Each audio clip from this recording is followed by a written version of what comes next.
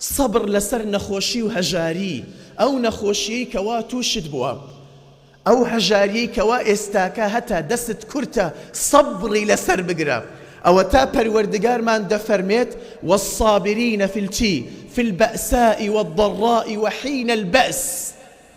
أواني كوا صبر دقرن لكاتي نخوشي ولكاتي هجاري أوانتين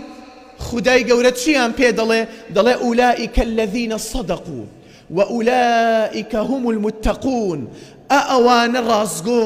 رازقون لإيمانكيان وأوانش تين متقين تو بآرام قرتنا كدبيد بكسرك متقي دبيد بوليك لأولياء إخوة كاتك صبر دقري لسر أو نخوشيك واهتا أو نخوشيك واستاكهتا ما دمتو مسلماني ما دمتو باورداري أو خلاطي خدايا باكت أكاتا ولا تاوانا كانت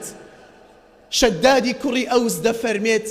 جملة بيغمبري خوابو عليه الصلاة والسلام فرموي قال إن الله يقول لحديث قدسي دا إن الله يقول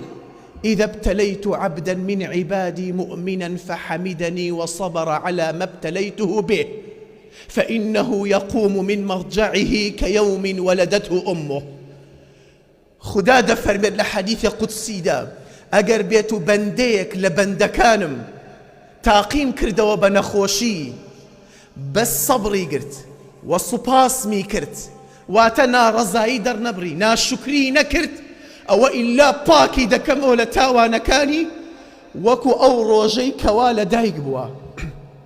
وكو أو روجي كوالا دايق بوا شون لدايك بيت إنسانية تيج تاواني كينيا أوها باكي دكم ولا تاوانكاني أما